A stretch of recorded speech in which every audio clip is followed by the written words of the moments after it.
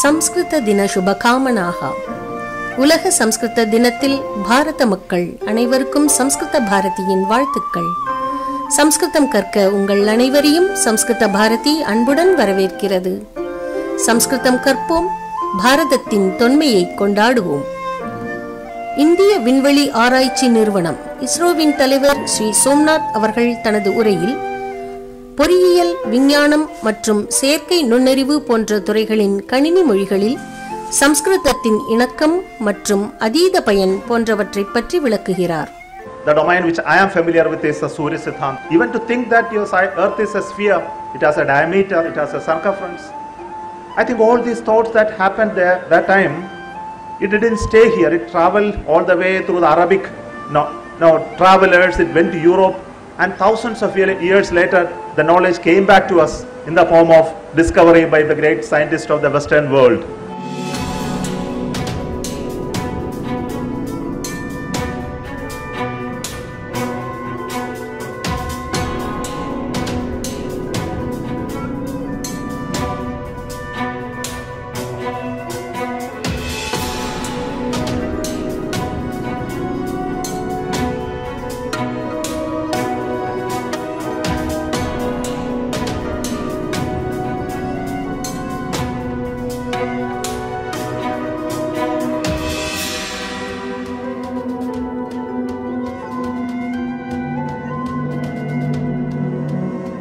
I come from a domain of science and technology. I am a rocket scientist. I have been building rockets.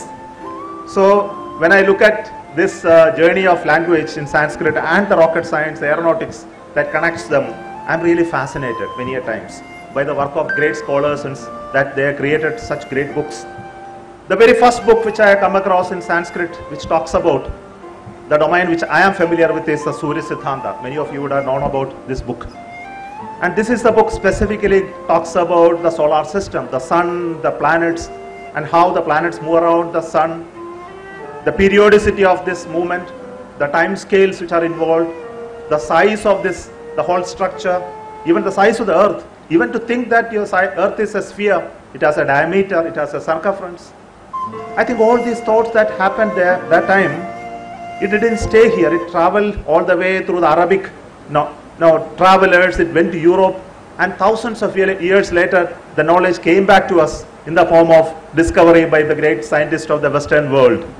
Though it was all found out here, it was written down in this language, and today we know that it has been created.